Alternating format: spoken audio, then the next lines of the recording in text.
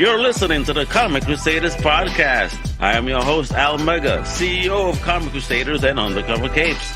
In this show, I'm sitting down with creators from all walks of life to talk about inspiration, process, the lessons they've learned, and a whole lot more.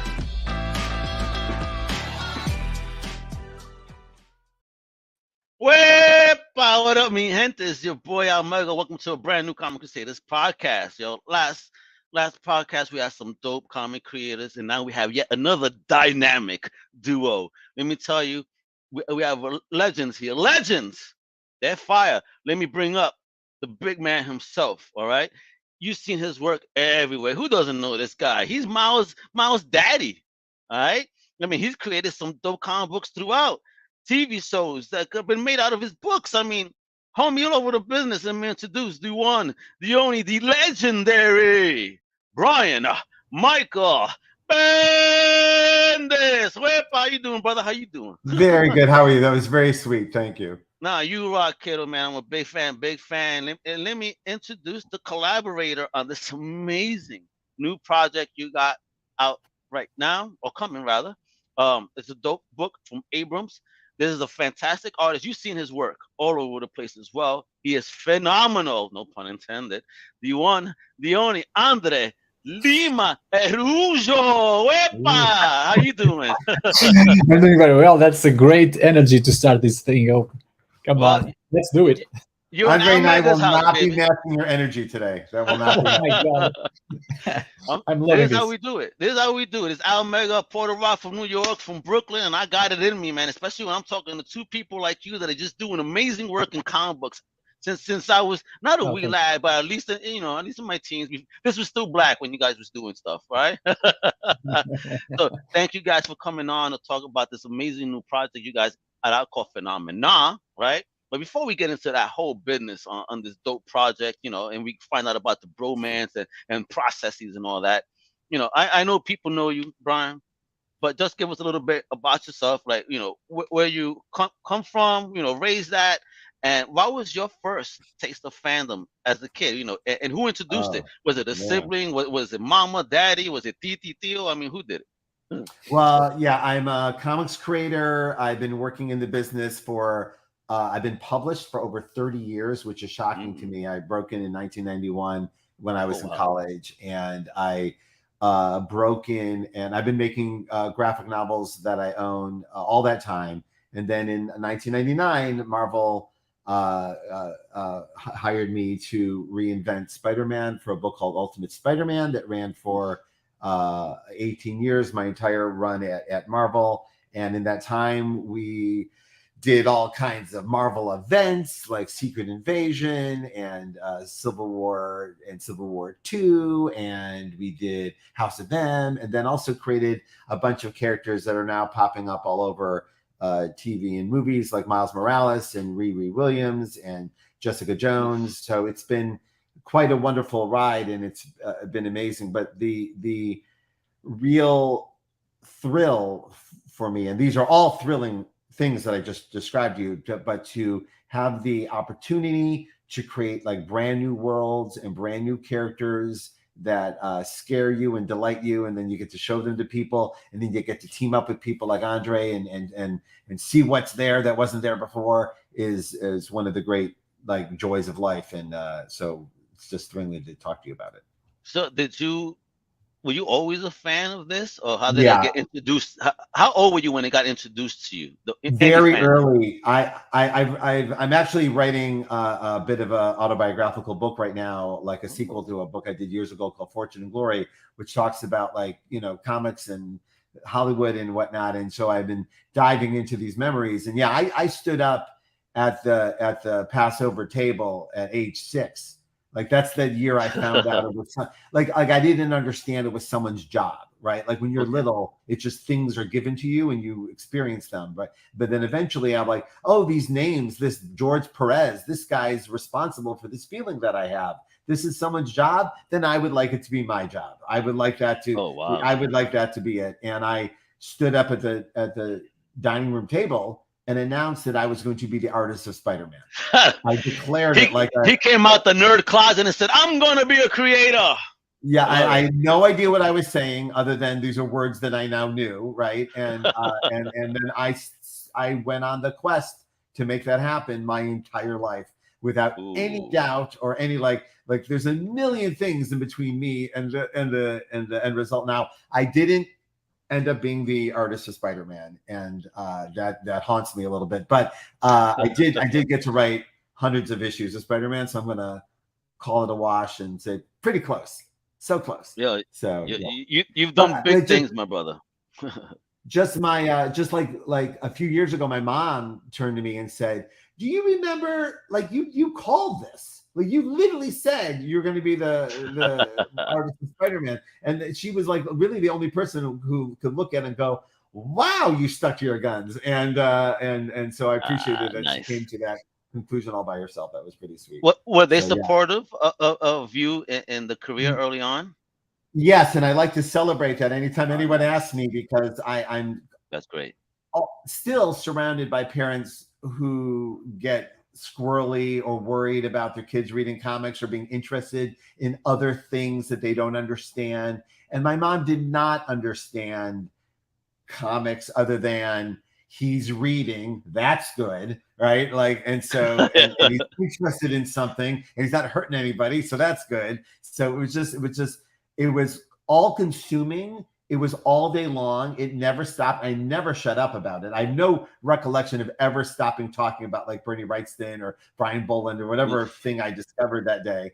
And nice. She was completely supportive. She would take me to the comic store, drop me off, give me 10 minutes. I would take a half hour, and like her honking outside. Well, I was just like, I'm in the middle of a conversation, Ma. Hold on. Yeah, and no, I'm literally just sitting there, like reading all the things I can't afford, like Love and Rockets and things that I want to be interested in, but I can't make the financial commitment to yet. And so yeah, so she was very supportive, and it thrills me that it paid off in so many ways, and that she gets to experience the genuine. Oh, good. I like she made this was an excellent choice she made as a parent, just to go, I don't know what this is, but it's making him happy. Isn't that what life's about? And we kept going with that. So yeah. So if you're with your kids and they're into anything creative, like I know there's a lot of new media right now, and a lot of my friends and peers are like, I don't know why my child was into this, and if there's a future in it, and maybe there is and maybe there isn't, but it's a road and they need to be on it, and you should support it. So agreed. As a parent myself, I absolutely agree. That's I've always pushed my little girl in her artistic endeavors, and now she graduated from Full Sail University. She got work, she's doing her thing, and she's a hell of an artist herself. So I was like, damn, awesome. Now I need you to fix my logo, baby. No, my oldest was in film school, and we just literally dropped her off last week, and it's heaven. It's the best. Heaven because it's quiet now at the house, or because she's in school. Well, I will say you're talking to me on a very special day. We've been in pandemic homeschooling all these years, and they just went back to school this week for the first time in years. You're like, oh, dang, so I could spread my wings. The most quiet this house has been this decade. This is amazing. Hey. No wonder you smiling earlier, like, oh my God, what is that? Listen. No, I love my kids. Now we're on to this next chapter. I'm thrilled with how this all worked. Like they got along and hung out the whole time. Excellent. It was great. Yeah, I look at this whole period as a huge blessing that we all got to spend all this time alone together, especially with my oldest already in college. It's like you realize this chapter is finite. Right, and they're going to go off. Andre's got new babies, so he has no idea where. Eventually, he's worried already. He's like, "Oh my God." I have parents, so I know that they will leave the house eventually. So, Andre, talk to me about you. Where you at, where you from, and how did you get into all this, fandom craziness? Well, I'm at Portugal, and I'm from Portugal. I live here my entire life and my entire career, and I started working on comics 10 years ago, actually. Only 10? Yeah. Jeez, bro, you made an impact in 10 years, bro. What? Yeah, thanks. And I read comics ever since I remember. I do not remember people introducing me to them, or me starting reading comics. I remember just having books of comics around me. My mother would buy them to me, and she would read them to me, the balloons, because I couldn't read, So that's how it worked until I learned how to read. And like, I always wanted to do this as well. Like Brian, I always knew that I would end up doing comics in some way, shape, or form. But like in Portugal, you don't get there is no comic book industry as it exists in the United States. So there are no Portuguese creators creating for Portugal, So it lacks that. And as I started growing up, I started realizing, okay, I'm not going to have a lot of chances here. So I went to architecture school, and I'm an architect. I worked like 1 year as an architect.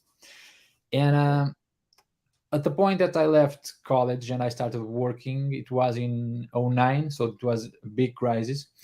And I thought, this is not going to last, this job. And I always wanted to do comics, so might as well try it. And I'm usually a lucky guy in some circumstances, and C.B. Cebulski was in Portugal that year. So I went and met him at a small comic con that we have here, and I showed him my portfolio, which was pretty bad, but he liked it enough to give me his email address. And I worked as an architect for 1 year, but I was already in touch with him, and I knew that that's what I wanted to do. And so I started like 1 or 2 years after I met him. I started at Marvel, and I've been drawing ever since. How did that feel when you got that first opportunity at Marvel? It felt like the only way that I can describe this job that I do is that, imagine, because most people don't get this opportunity in life, so I like to think about it, and this is the best, the only thing that I wanted to do. This is exactly what I want to do. And to have the opportunity to do, particularly now that I'm working with Brian, as I worked with Rick Remender on a book as well. So like right now, I'm doing exactly what I want to do. And beginning at Marvel, for example, was really quite, when I got that email, I was in Rome actually with my now wife, then girlfriend. And I got the email and I went mental, man. I was He scored points with that one. Hey, baby, guess who hired me? This was something like that. And said, yeah, now yes. All right. So now you want to be with me? Well, what's up? Yeah. Right. This is funny. That's fantastic.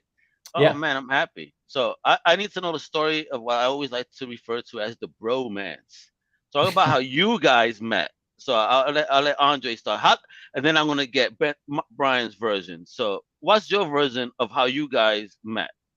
Well, my version is the correct one because Brian has a very bad I will tell you that. Yeah, he doesn't remember anything. That I'm constantly reminding him of things that I say. But this is how it happened. He emailed me or Twitter messaged me. I'm not entirely sure of that part. If I wanted to work with him at DC for a project that he had that was launching the Legion of Superheroes, and he had a special called Millennium that came out 2 issues. And he was going to have like 4 artists per issue. Jim Lee was one of them, and just the big artists, And he asked me, and I thought, okay, this is a big thing. And I always wanted to work with Brian, who actually was the first person that I was supposed to work with. Okay. But something happened with the issue that he did at Marvel. It was that book that had Wolverine and Spider-Man. More specific. The book with Wolverine and Spider-Man? No, New Avengers, wasn't it? Yeah. I was supposed to draw 1 issue of New Avengers when Mike Deodato was drawing it. Oh, okay. Something happened. I don't remember exactly what it is, but so we have been destined to work together. This is what you were high on my list for a while. Yeah. Thank you. We're going to find out why in a minute. So basically, Brian asked me to do that. We did those 5 pages for Millennium, and I immediately emailed him because I really enjoyed that bit that I worked with him. Brian was very communicative and very welcoming, and I was very excited to work with him. So I emailed him and I said, I really like this. We need to work together again. I was hoping, and he said, okay, what do we want to do? Something at DC or Create Your Own? And I said, let's do Create Your Own because that was what I was dying to do, and that was the beginning.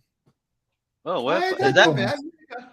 Yeah. He goes, not bad. What happened here? Did he leave something off the table? We win the newlywed game. No, Andre was working with a couple of people I'm very close with, primarily Sam Humphries is one of my best friends. And Sam, yeah.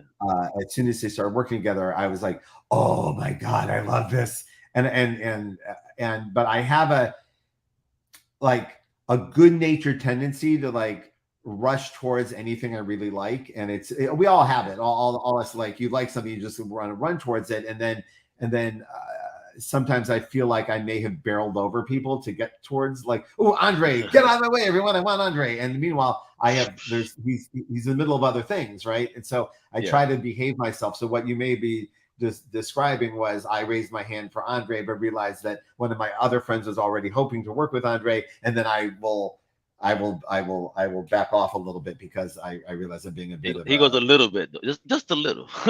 Well,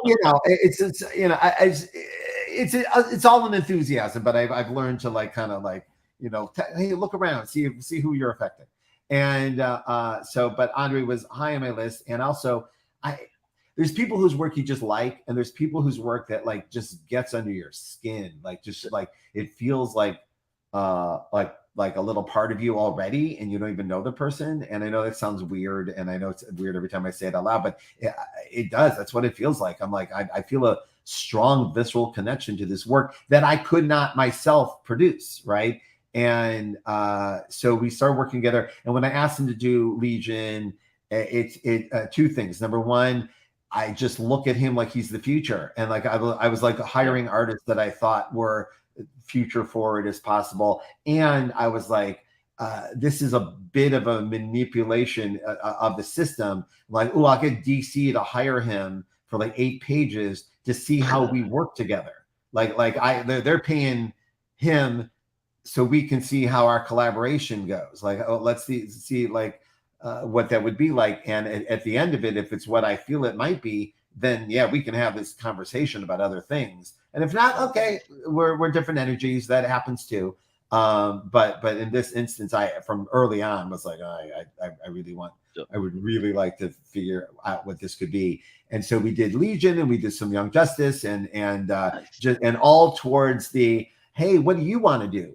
What's your goal? What's your plan? What do you want to do? And also I had, not just the Wonder Comics imprint, but I had the Jinx World imprint at DC as well. And I was like, and I literally said, do you want to do Superman? Do you want to do Legion? Do you want to do something brand new? My God, with choices like that. Well, and it's funny because you never know what the answer is going to be. You never know. Like some people just go, I just want to do Batman and nothing else. I just want Batman, and I'll just wait for my turn for Batman. And other people are like, I would never want to draw Batman. I just want to do new things, or I just want to draw elves, or I just want to draw dinosaurs. They have very specific things. So I asked, and Andre very, very wisely sent me like a bunch of stuff he was already working on. He was already designing with as he described, an architect's flair. He was world building brick by effing brick. These beautiful landscapes and designs and characters and creatures, and some of them were for pitches that didn't make the distance, and some of them were like still in production, and I looked at all of it at once. So for me, it looked like one giant world of things, even though he was in his heart building them piece by piece for different things. I looked at it as all one giant world, and then I called him and I said, what if all of this was the pitch? And it took him some adjustment, but got it right away. And then from there we started building together. And what was great about it, and I know some of your audience will get this reference, even though it's very old and dated. But when I was in college, Frank Miller, who was the most important person in all of comics, introduced us to GF Darrow, right? This illustrator. Oh yes. To my dumb eyes, had come out of nowhere, fully formed as this master illustrator, right? And I read, and I just was blown away. But what I took from there was that Frank said that there are books that I write that here's my voice and I apply it to this other creator. But in this instance, it's all about me getting the F out of the way to make sure that GF Darrow can create. Like that's my job is what can I do to prompt this to keep going into all these areas. And so I because there's a little Darrow influence in Andre, that connected to me deeply, and I took that mindset and I ran with it. I go, okay, that's the job here. Every collaboration has a different energy, like all of your relationships in your life have a different energy and they need different things. So this collaboration, I'm going to decide until further notice that my job is to do what Frank did for J.F. Darrow, which is just prompt. And to do that, let's make it as personal as possible. Let's make sure our energies are aligned, and that's how we started on Phenomena, and that's how it came to be. Now we started working on it at DC together, and so we had this like nice little time at DC, and then so we built a lot of pages, and then when DC changed hands and things were going to be different, and the pandemic hit, and we're like, all right, and the poop hit the fan like hardcore. It did. There was a few months there where you're like, is this it for comics? We don't know. There was pencils down for a while at Marvel and stuff, so we weren't sure what was going on.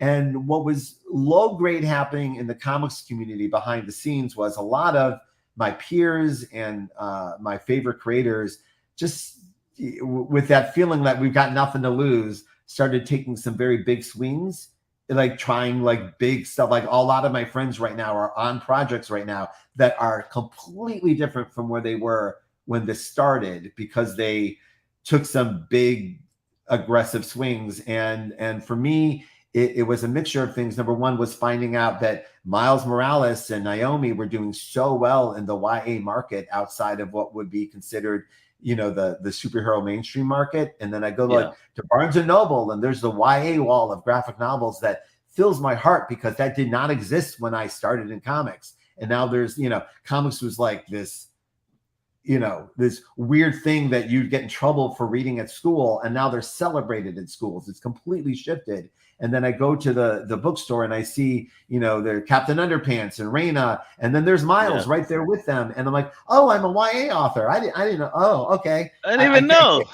Well, I came in as a crime author, so even being a superhero author was a bit of shift in my head. And then now I'm like, for a lot of people, a YA author with a bunch of titles. And so I was like, all right, what can we do with that? And I went to a lit agent at the agency I was at William Morris, and I described the scenario, and I showed them Phenomena, which had built itself into kind of that space. If people were in, it's very different from other YA books, but it is a very all audience friendly adventure. And I'm like, is there something we can do with it? And they took it out because we had so many pages already done. It was a very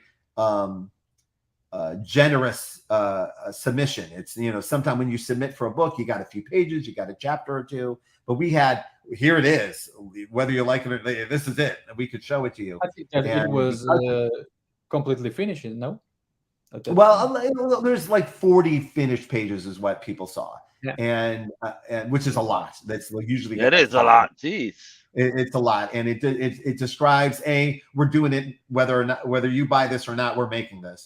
And also you can look at it and decide whether you think you can do something with it. And because of that, and again, not to be bragging, I apologize, but just to describe the scenario, we found ourselves in an auction scenario where we had more than one offer to publish this work outside of in the quote unquote bookstore market. And that was all very exciting and new for us, both of us together. And we ended up going to Abrams. Charles, our editor, is someone who used to be at DC, and someone who we have a lot of like connective thread together. And he had the right sensibilities. Yeah, he just really got it. And also he was building a line of new graphic novels, including Alex Ross's Fantastic Four graphic novel and Marjorie Liu's new graphic novel. And they offered to make us part of this lineup that we were like, hell yes. So I get the Alex Ross book for free. Yes, I will. Man, you lucky. I've had people complaining on Twitter right today, like, oh my God, I can't get the special edition. So some homie says, you don't need a special edition, get the Amazon edition. It's right here. I'm like, You know what? I Yeah. need that link too, so I got to do that because that book looks phenomenal. So I think Abrams is going to probably be one of my new favorite publishers because they really are doing They're some fun stuff. amazing. Yeah, we've They're had a amazing. wonderful time behind the scenes. Yeah. Go ahead, Andre. I'm sorry. You were going to say this. I just want to say, Charlie just emailed me like 1 hour ago, telling me that he had boxed me a bunch of books, including Alex Ross' book. So I'm dying to jealous. To look at it. You need to make a book and for up and coming creators, free comics is where it's at. It never gets old. Yeah, this is why we do it, isn't it? The free books. He doesn't want no money or fame. He just wants some free comics. I work for books. I got you. I love it. I love it. So anyway, so we ended up at Abrams, and we've been like in this, sophisticated publishing situation, and it's been absolutely wonderful, and we're thrilled to be talking with you right now. So part of the deal at Abrams, though, is this is a multi-graphic novel deal. So even as we're talking about Volume 1, which you're in the middle of, Andre and I are hardcore in the middle of Volume 2 right now. That'll be out next year. Oh yeah, I have right now. I have 17 pencil pages already for Volume 2. Awesome. What? This guy works fast. Yeah, we're hard at work. No, I work fast, Brian. Don't forget the rest of the script. I love it. I love it. No, Andre thinks he works fast, but I used to work with Mark Badley and John Romita Jr. at the same time. I felt I was being chased. Oh my God! I'm sorry, Brian. Oh my God, that must have been stressful. I would write a script for Mark Badley, go to bed, wake up, and he drew it. Damn. Yeah. You think I'm weeks ahead. Good night, and wake up. Oh no, he had coffee on an IV apparently, Mr. Bagley over there. Let me tell you. All right. Let me just tell also one thing about Phenomena that I really enjoyed working with Brian, which made it like a fantastic collaboration, which is like Brian had that spark in his mind, of when he looked at all my, because I had a bunch of pitches, like 8 pitches, I think that I sent him, all of them with artwork. So he thought, what if it's all of this, which I didn't get at first. I didn't understand what he was talking about because those for me were different worlds that I've been building throughout 4 or 5 years, some of them, so I mean, that stuff for me didn't went together.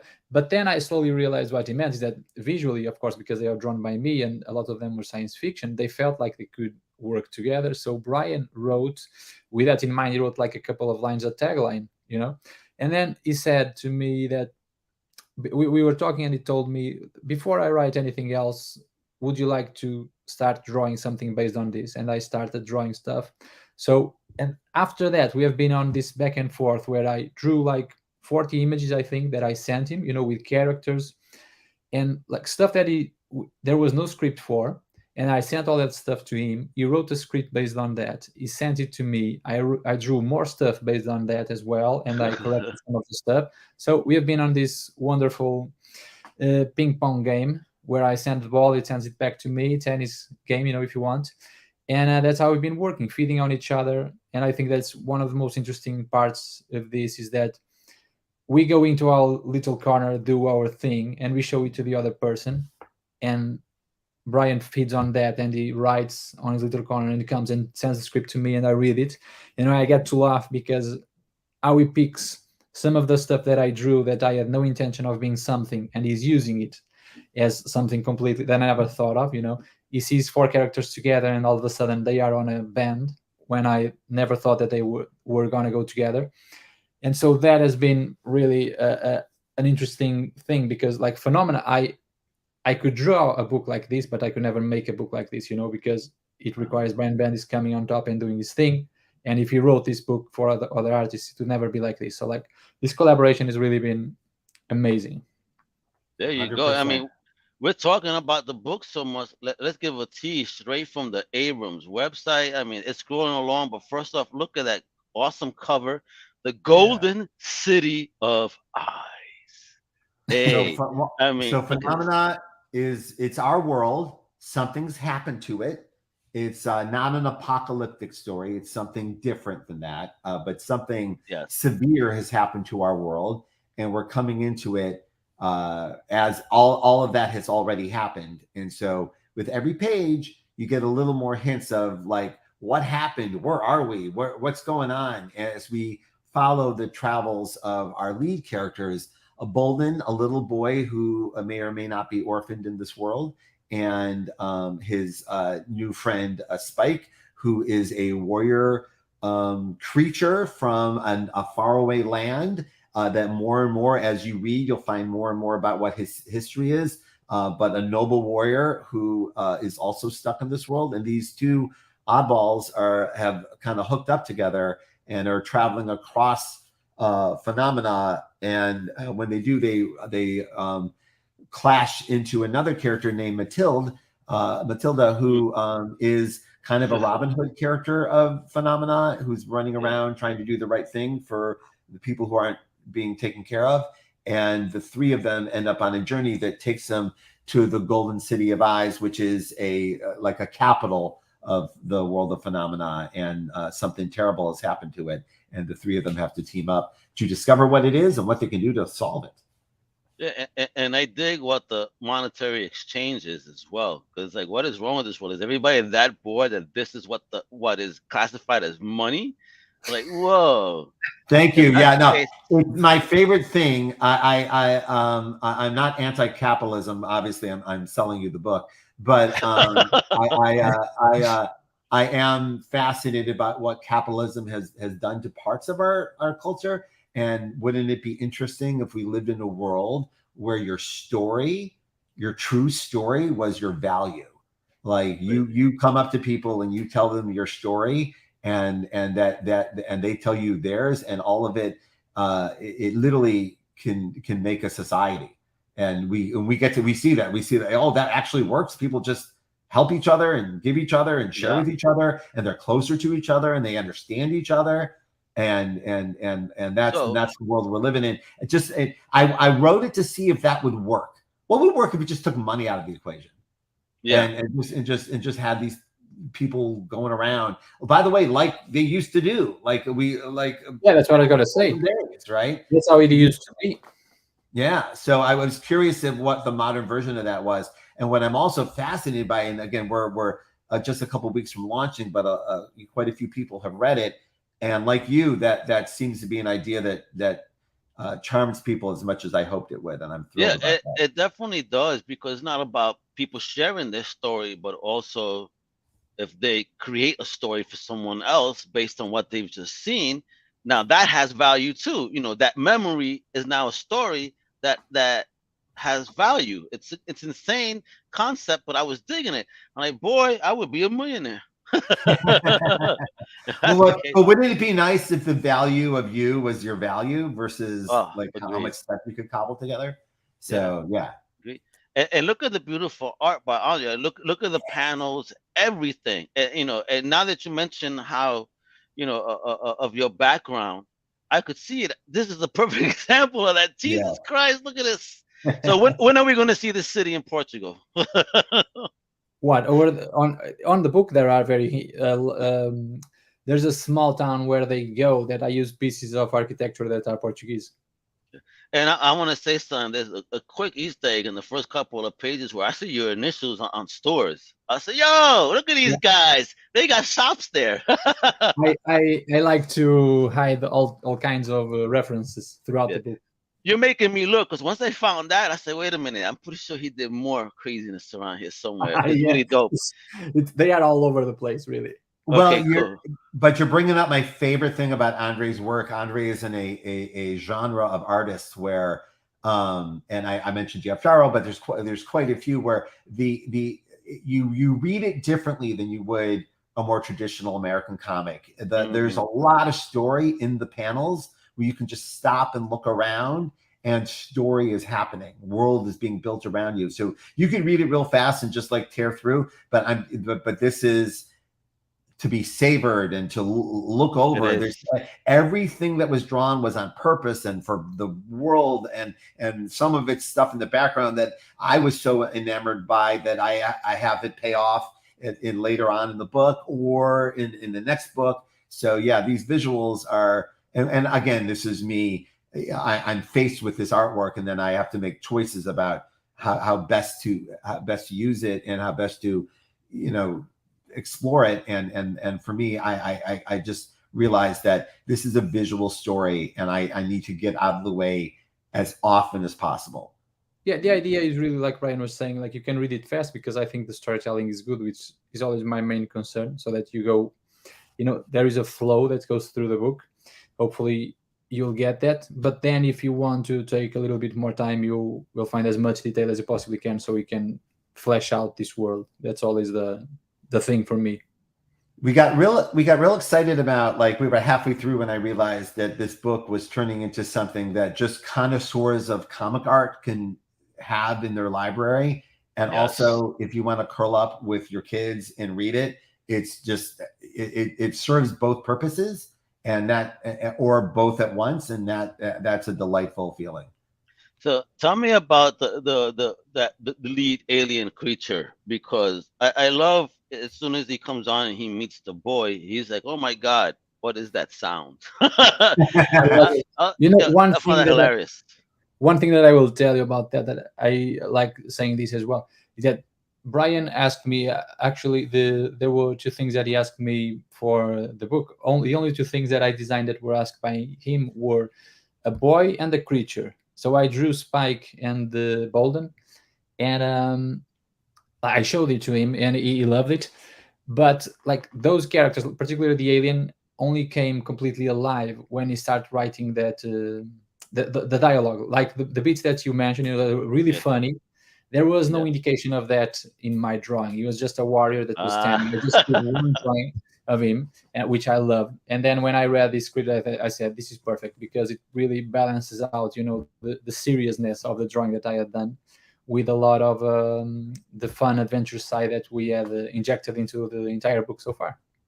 Yeah, it's definitely a buddy adventure here, and the tribe gets getting bigger as the story develops, because obviously, things happen. They meet people, they're traveling in this whole new world, which is amazing. And, finding, crazy technology. And speaking of the old world, and what is the old world? And that's where I'm at in the book now. I'm like, wow, okay, so this is going to dig even deeper. Now I need to know what happened before in greater detail. And I can't wait to see Andre's art on that bad boy, because you guys are murdering me. It's a great story that it really just keeps you going, and you get very into it. And I do not speed through books, so that is why I did not finish, because I was looking and appreciating every word, every piece of art, every panel. What you guys created here is a thing of beauty, for real. I appreciate that. I mean, look at this. Oof, look at that. Yeah, Abrams. That's self-porn. That is self-porn right there. Look at that. Hey, she laying down there. Look at that. Hey. and you'll enjoy. Andre and I were completely delighted with how meticulous Abrams is as a company. We've worked for wonderful editors and publishers. I work at Dark Horse all the time, where they're just amazing. They're amazing at their job. But having gone through the particular specifics of publishing this as Abrams has, we were blown away by it. So it's Abrams, they are amazing. As I was going to say, like, I have the book right here next to me, obviously, because I'm drawing volume 2, so I have volume 1 always nearby. Are you teasing? You have it in your hands right there. Look at this guy tease. Hey, look at that. Hey, isn't a sleeve too? No, yeah, it has a sleeve, Yeah, hardcover book. Oh my God, look at that. And we have the cover in black and white beneath. Oh wow! Oh, that is fire. Yeah, and the cover, works like one illustration only. Oh man, gorgeous! That is sexy, dude. No, yeah, the book is amazing. I was amazed when I got the book. I was really speechless, because this is like one of the best books that I've ever seen, and it's mine. I couldn't believe it. It's perfect.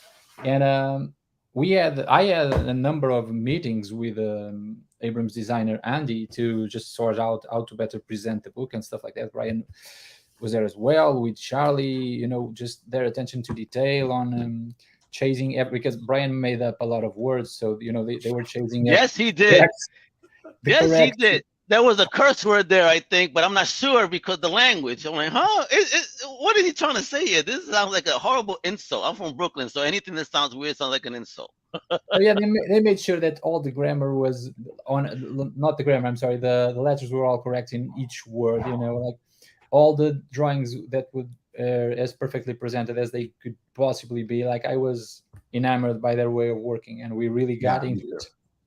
Oh, yeah, that's amazing. That's amazing. So I want to tell folks that again, you know, if you go visit this site right here, abramsbooks.com, you can actually pre-order this baby because you know publication date is September 13th. Yeah. All right.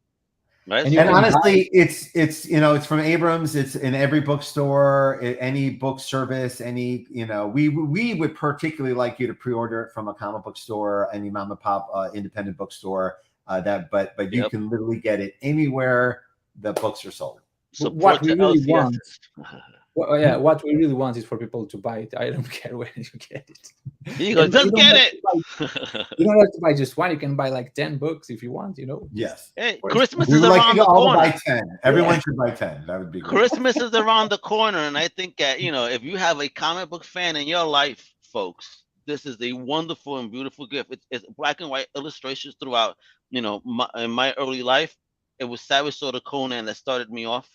You know, black and white. So when I see black and white, you already got me hooked like a fish.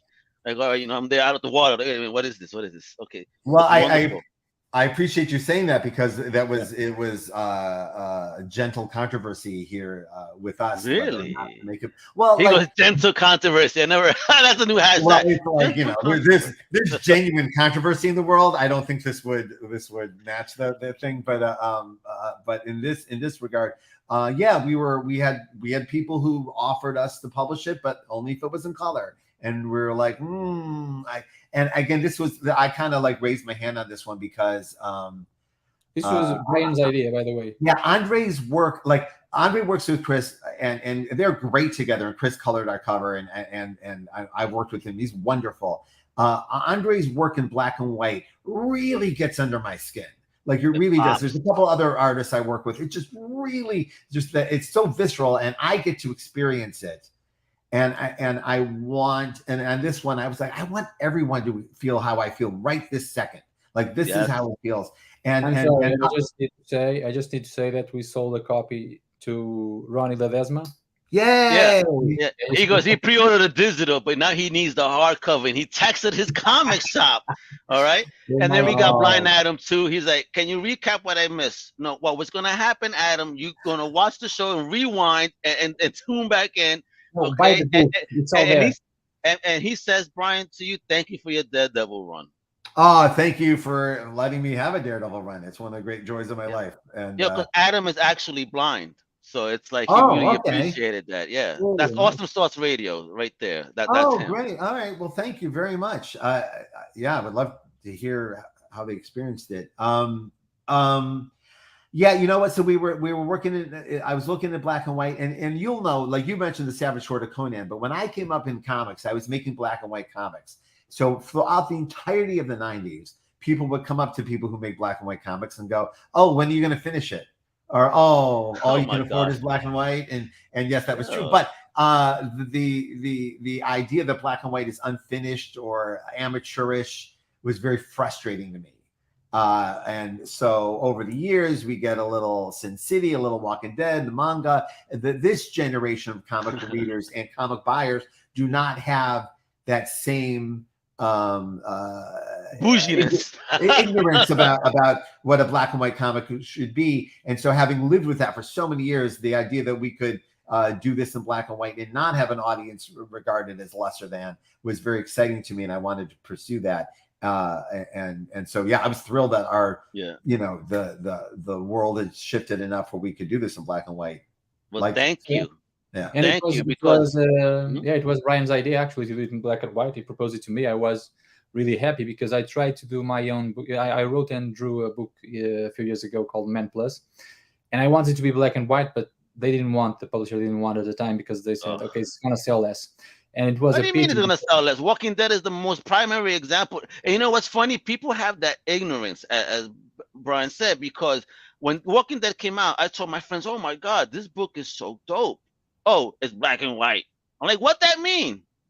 By Yeah, the book, I mean, it's beautiful and art even more, regardless. because, yeah, like it pops because it's different, you know. It's and if it's well done, and I think I did the gray tones for Men Plus as well. There is a black and white version of that book that was colored on top of that. So when Brian said, let's do this in black and white, I immediately said, yes, let's do it. And like, it was great because we got this book. And for me, like, black and white comics is not what it was for Brian. For me, black and white comics were the stuff, because it was Japanese books that I read all the time. So like, for me, I was in heaven. And one of the good things at Abrams was when Charlie had the meeting with us, he never mentioned the black and white stuff. That for him was taken as granted, you know. He never questioned it or asked about it. Can we color it? He never said anything about it. For him, that was perfect. He talked about it with me. We talked about it.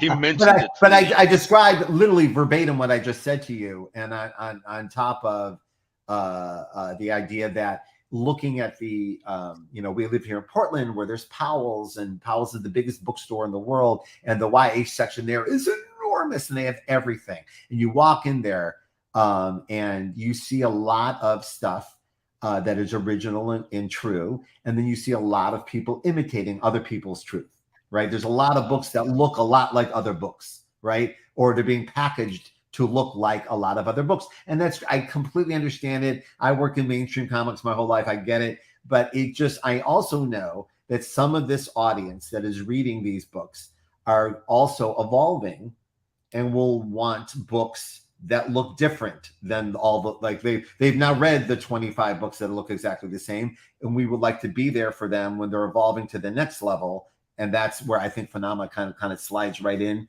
to that for readers looking for a new world. I want something I can't see on TV right now, and I want it in a new voice, and I don't want it to look like you know, Captain Underpants. I want it to look like, you know, the hands of a master, like Andre, and that's that was again, some of this is hoity-toity, and I apologize, but as authors, you have to make these choices and like look at the world around you and perceive what the world's going to be like when this book comes out, and where do you want it to be? How do you want it to look?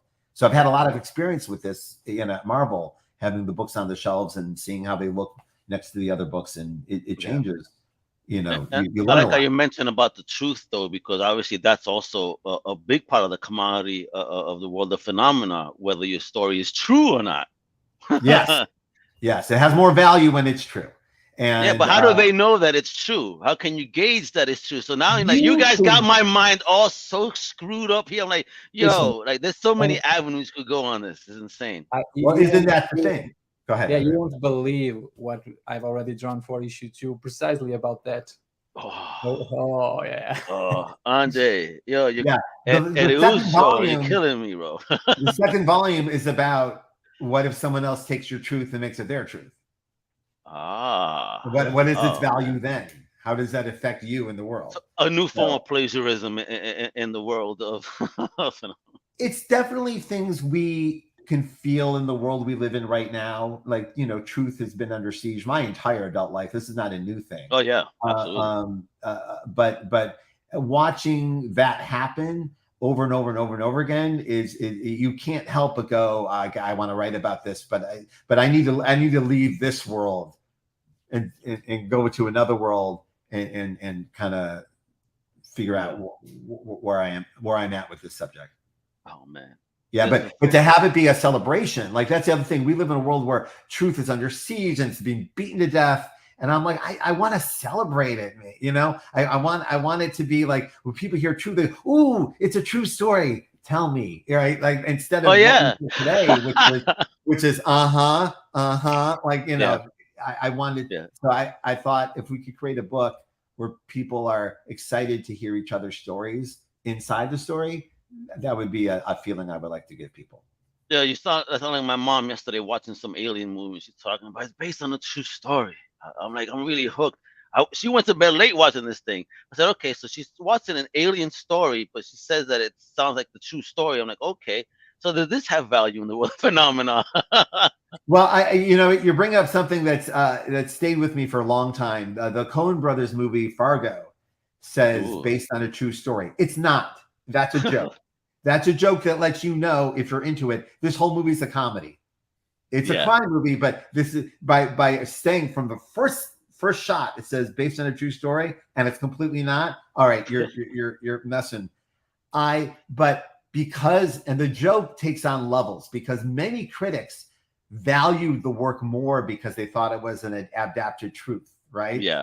And that was the Coen brothers fucking with them. And I loved it so much. I loved it so watching like Siskel bend over backwards to like, oh my God. And now, after they hated all the other Coen brothers movies, but they loved this one because it was true. And it was so delightful to me. And I it stuck with me as we went into this, what that means to people. I love it. You see, they're messing with us, folks. I'm telling you, this is an incredible book. I mean, she is 144 pages of total goodness with beautiful art, beautiful verbiage all throughout. And it's just you guys working on the book. Is there any other hands touching the book? Our amazing letterer, Josh Reed, who works on all the Drinks World books. He works on Joy and Pearl and everything else. Oh, word, nice. Yeah, he's amazing. Chris O'Halloran on colors for the cover. Okay. Yeah. I need a broom for the James you're dropping right now. Hold on. No, but it's mostly people. me and Andre. Andre does all the tones. He does all the design work. It's not a it's funny because Andre is in love with so many artists who have a studio of helpers, and Andre does not. Andre does it all. It's quite wonderful. Yeah, it's all on me. Andre doesn't want to leave the house. He just wants to stay there and do his thing. he's the comic book hermit. But what Andre does is he creates. What my favorite thing about Andre is like the artwork comes in, and then he designs very well towards what I've already written, but then I immediately feel like, oh, we don't need all these balloons. I'm not covering that.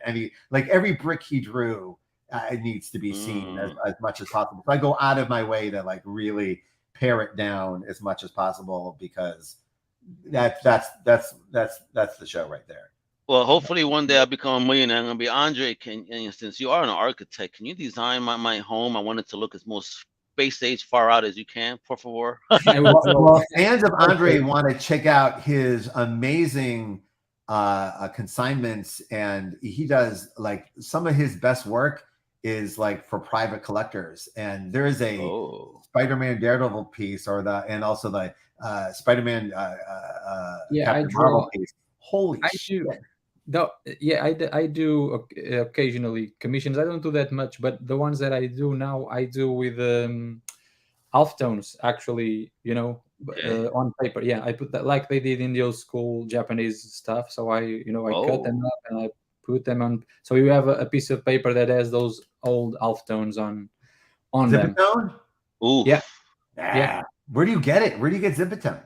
It's a problem because I have a small stock that is finishing, and most stores don't sell it. I'm fucked now. Yeah, back in the 90s, me and David Mack were hoarding them. We were like, any art store we went to in the country, we'd buy all the Zipatone because we knew it was ending.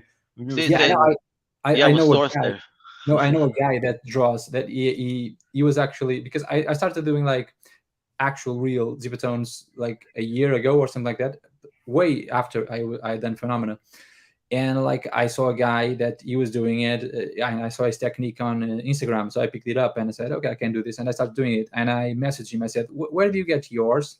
And he told me, oh, I can't get them anywhere. I just bought so much that I have enough for a lifetime. But damn, he bought the stuff from your store. Yeah, no, he sent me pictures. Like he has so much stuff, and I can't find it anywhere. Did he give you his address? If you need any help, let me know. Yeah. We're gonna get people who don't know what we're talking about. Pre-computer, if you saw like a texture on a comic book page that had almost a mechanical bent to it, it would literally be a sticker that you would put on the artwork and cut it out. Like sometimes you see like a Bob Layton Iron Man face, and then there would be like very, very parallel lines creating a tone. Is there some cuts? Can you see? There you go. That's a sticker. Look at that. I cut those for a commission. I think it's for a Sandman commission. You can see a pair of legs here. I'm sorry, the screen is a pair of layers here and whatnot. Sandman commission. Ooh, boy. Oh no, this one is for a Nightwing. This big one is a Nightwing. It's Nightwing. That's a Nightwing butt. Yeah, that is a Nightwing butt. There's a Nightwing butt. See, butts is a common theme in the last episode when I was speaking about amputation capital. Apparently a celebrity sold their butt cheeks to a collector. And they got to get cut off when they're sold. So I'm thinking here, ooh, what celebrity is that? What celebrity has a butt that would be worth money? A name popped up in my head immediately. Like I went to one name. I'm not gonna say what it is because I'm wrong. But you and me both. You and me both. But I like, who would sell their butt? Oh, I know who it is. Okay. Brian, I'm telling you, we know. Just write it and show it on the screen. No, I don't want that person to get mad and go in after. Volume. Yeah, someone sells their butt. Right, and what's the story behind this? That's gonna be the illest commodity of phenomenon. It's not gonna be YA, that one. You guys are amazing. So I want to say this again. I don't want to take too much more for your time, but listen, I need you to follow Brian on Twitter at Brian M Bendis. Check out the website Jinx World. All right, dope stuff going on. I need you to follow Andre. Jinx will take you to my Substack newsletter, which will fill you in on everything. You got a Substack website? He kicking out. Brian is all over the place. So I'm telling you, the everywhere. Newsletters is a really nice way to communicate with people. Like social media is such a garbage fire that it's hard to like just express a full thought, and the newsletter is really, I'm really so happy Nick Spencer opened the door for us so we can do this. Much more personal. And then of course you can follow Andre on Twitter at ERDNA11. On Instagram you can follow him, and his name is Andre Lima Araujo. I'm getting better. Oh, and the website is the same at the .com. Check that out. Need you guys to pick up this amazing book dropping September 13th. Of course, pick it up from your LCS, but if you don't have one near you, you can obviously visit abramsbooks.com and get that. Hey, is it your birthday? It was a couple days ago, yeah. Okay, so happy belated birthday, Al Rock, another Al right there, kicking ass. Yeah. No, I'm a big believer in the Patton Oswalt birthday philosophy that you have birthdays up until you're 12, and then one every 10 years until you're 90, and then you can start having birthdays again. Because I'm at an age where okay, who cares? You're an adult. You need a party. Yeah, but I did. So right now you're practically 22 about right now, right? Yeah, I did have a wonderful birthday, and thank you. I appreciate it. Fantastic. Many more, my brother. And you keep creating, for real. So flowers to both of you. Thank you guys for being such awesome creators and entertaining people like myself and the many fans all over the world with your creations and your words, your art, everything you've done. You've thoroughly put smiles on us, created new fans, old fans. You guys are amazing. So just from the bottom of my heart, just thank you so much for everything you've done. This was a wonderful conversation. It's amazing. Yeah. Now you guys rock. And this last thing here, and then to both of you, and I'll start with Brian on this one. Actually, it's going to be two, because at the end we gotta know where you're going to be at. But any advice for any up and comers, like new jacks trying to step into the business? Do it. Just do it. There's nothing standing in your way. We live in a world that like social media is like filled with fear, like really accentuating people's like deep-seated fears of stuff. Or you watch someone else like create something and people react to it, and it fills you with all your fears, right? I don't worry about it. Just if you feel the desire to make something or play something or be something, do that. Do it. Be what you want to be, as long as you're not hurting anybody. Be what you what you want to be, and express. Even if you think, wow, no one is doing this, nobody cares about this right now. Just do it because it'll feel good and you'll feel more like connected to other humans. Now, what happens is no matter what you've built, you will connect with someone else about it. If it's one person or a million people, it's a beautiful connection that really can fill your whole life up. It's worth it. No matter what hardship you think comes with creating, it's totally worth it. All right. Every job has hardship. Like working at McDonald's sucked, but it's still working at McDonald's. This making comics also has, ups and downs, but oh my God, you get to do what you want. You get to do what you wanted. So do it. And I can tell you, that read, and I described earlier, like reading like Hard Boiled and feeling that feeling. Creating something feels that times 100. It's you won't know it until you do it. Like, oh, this is way better than reading comics, is making comics. And if that's a feeling that feels like it might be appealing to you, then you owe it to yourself to try. And with that comes a lot of work. You really got to look at your work and see who you are and what you're doing and what you need to learn, and learn it and do it and apply it. But do it every day. I'm telling you, it's as I said, I'm like 30 years in. It's a very, very, very humanist, fulfilling life. Every day I connect with somebody somewhere in the world about some damn thing, something I did years ago, something I did tomorrow, and it fills my life up, and it's beautiful. And I hope that inspires others to go, fuck, I'm doing it. Yeah, that's it. I want to do it too. All right, it's amazing. So that's my advice. Just do it. How about you, Andre?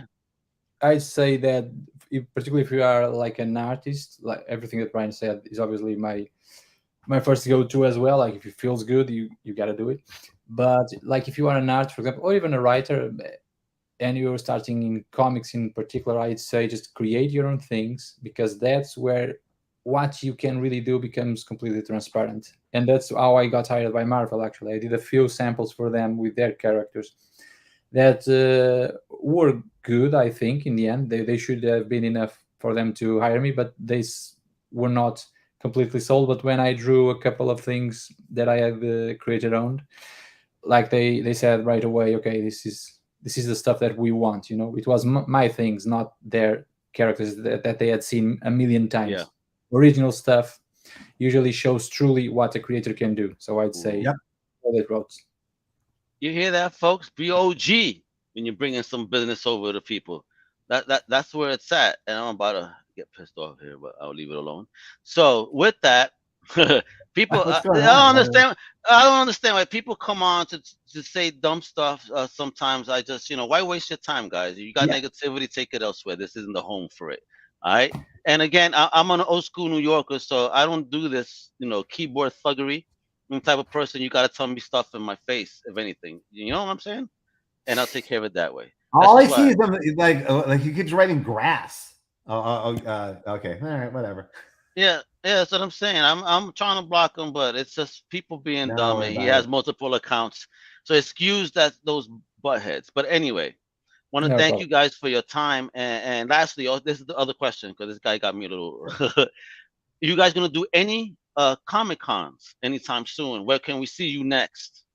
Oh, thank you for reminding me. I will be at Dragon Con on Friday and Saturday only, sitting next to my dear friend David Mack and my old Spider-Man friend Mark Bagley, and we rarely David Mack is dope, man.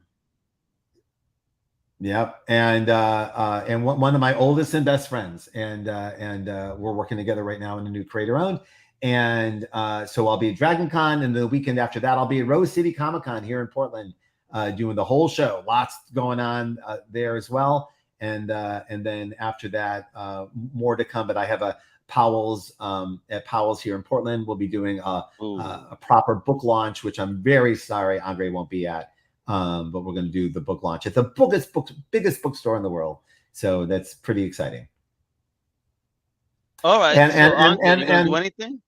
And my darling who keeps writing in the comments that I'm gay, that doesn't insult me as much as you might think. It doesn't at all insult me. So yeah. Yeah, good for you. Exactly.